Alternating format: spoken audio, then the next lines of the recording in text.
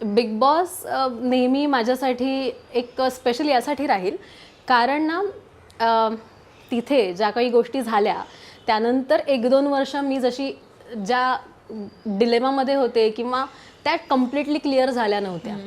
काही लोकांना असं वाटतं की क्लिअर तेव्हाच झालेल्या वगैरे, जे काय मी इनडिरेक्टलीच बोलेन मी, पण त्या झाल्या नव्हत्या बिकॉज फॅमिली आणि हे सगळ्या गोष्टी फार अटॅच्ड होत्या.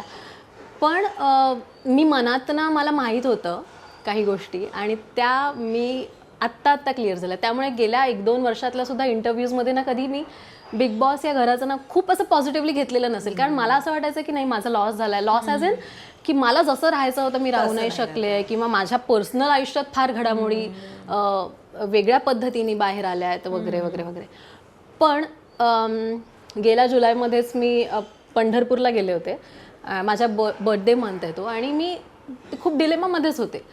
सो तेव्हा मी फक्त एवढंच सांगितलं होतं दर्शन घेताना की सगळं नीट कर, बस एवढंच सांगितलं. आणि त्यानंतर 2-3 दिवसात ज्या काही गोष्टी कळल्या होत्या, क्लॅरिटी म्हणशील ना, जी मला होती बट माझ्या आईवडिलांना नव्हती, ती क्लॅरिटी गेल्या जुलैमध्ये फायनली आली होती. आणि त्यामुळे आमच्या आईवडिलांमध्ये आणि माझ्यामध्ये जे डिस्प्यूट्स किंवा थोडंफार जे काही होतं, डिस्टन्स क्रिएट झाला होता कारण त्यांना मी चुकीची वाटत होते, ते सगळं क्लिअर झालं होतं. अगेन मी मुद्दाम इनडिरेक्टली बोलते कारण, आणि मला सांगायचं सुद्धा आहे यासाठी कारण लोक आपल्या लाईफमध्ये इन्व्हेस्ट करतात, ऑडियन्स म्हण किंवा प्रेक्षक, त्यांना माहिती असणं गरजेचं आहे. पण मला अजूनही DMs येतात काही इनडिरेक्टली, तर त्यामुळे मला असं वाटतं याच्यातनं त्या गोष्टी क्लिअर होतील.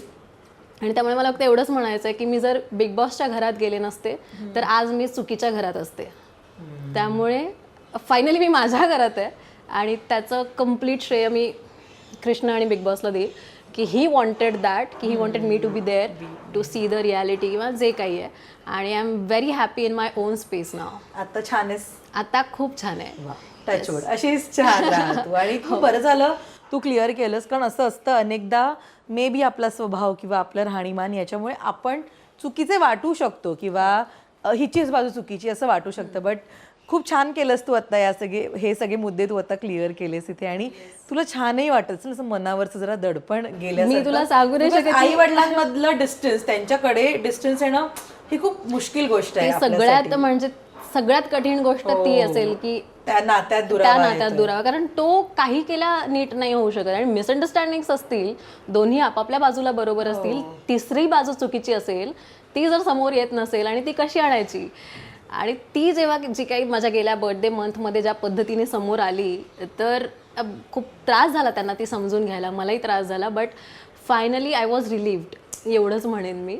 आणि त्यामुळे मला यामार्फत मी हे का म्हणते की मी गेली 2 वर्ष मी शो पण बघू शकत नव्हते कारण मला ते फार टॉक्सिसिटी आणि ते सगळं वाटायचं. पण आत्ता जसं तू मला विचारलंस की सीझन बघतेस का, तर आता मी फायनली बघू शकते त्या भिंती आणि ते घर, ते सगळ्यांना खेळताना, आणि मी छान हॅपीली वाईबली बघते. आणि मला कळतंय पण की काय करायला पाहिजे होतं मी तिथे वगैरे जे काही आहे. पण त्यामुळे मी ग्रेटफुल आहे त्या शोबद्दल आणि त्यामुळे मला हे मेन्शन करायचं इथे की it was credit goes to Bigg Boss house. Ruchira, तुझ्या वाईब्स पण ना खूप छान आणि पॉझिटिव्ह आहेत. So you deserve to be happy किंवा तू छान ॲटमॉस्फिअरमध्ये राहणं.